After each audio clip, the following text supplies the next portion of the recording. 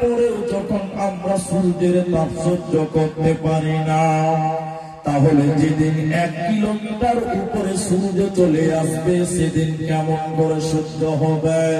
নবীজি বলেছেন সূর্যের তাপের কারণে মানুষের মগজগুলো টকবক টকবক করে ফুটবে, মানুষের মগজগুলো গরম পানির মতন ফুটতে ফুটতে চোখ দিয়ে চুয়ে চুয়ে পড়বে, নাক দিয়ে চুয়ে চুয়ে পড়বে, কান দিয়ে চুয়ে চুয়ে পড়বে।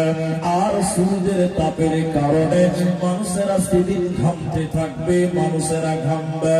নবীজি বলেছেন কারো ঘাম হবে গোড়ালো পর্যন্ত, কাউরি ঘাম হবে কোমর পর্যন্ত, কারো ঘাম হবে আপনার কিনা নাক পর্যন্ত।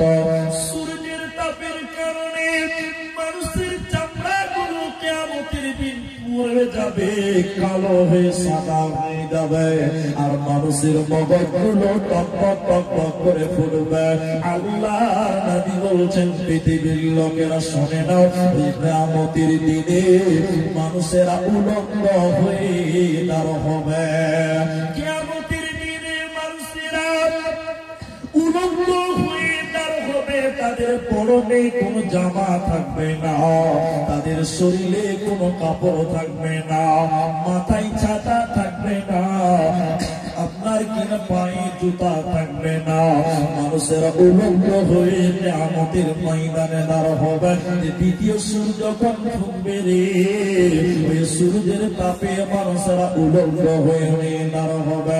যারা নামাজ পড়তো না কিয়ামতের দিন নামাজীদের লাইনে দাঁড় হয়ে যাবে, পরিষ্কার লোকদের লাইনে দাঁড় হবে। আল্লাহ তাবারাক ওয়া তাআলা সঙ্গে সঙ্গে তাদের হুঙ্কার মেরে কিয়ামতের ময়দানে বলবে, ওয়াবতাজুল ইয়াওমা আইয়ুহাল মুজরিমুন, মুজরিমেরা তোমরা আজকে আলাদা হয়ে যাও, জাহান্নামীরা কিয়ামতের দিন তোমরা আলাদা হয়ে যাও, পৃথক হয়ে যাও, ভাগ হয়ে যাও।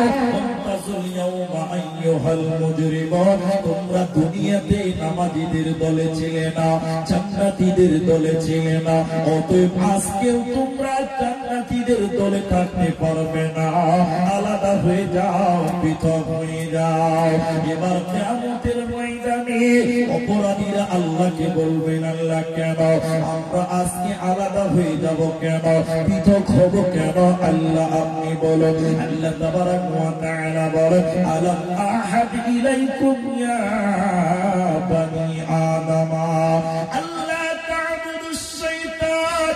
আল্লাহ বলছেন হে জাহান্নামীরা, ওরে অপরাধীরা, ওরে আদম সন্তানেরা, তোরা শুনলে আমি আল্লাহ তোদেরকে বলেছিলাম আমার ইবাদত কর, আমার অনুসরণ কর, শয়তানের অনুকরণ করিস না। আর বলেছিলাম আমি বদলি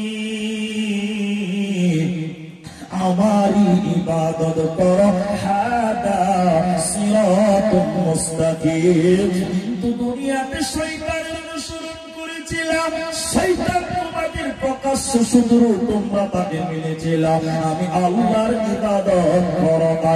এর জন্য কিয়ামতের দিন তোমরা জাহান্নামীদের দিকে যাও, জাহান্নামীদের দলে তোমরা ঢুকে যাও, তোমরা জান্নাতীদের দলে থাকতে পাবে না, পারবে না, পারবে না।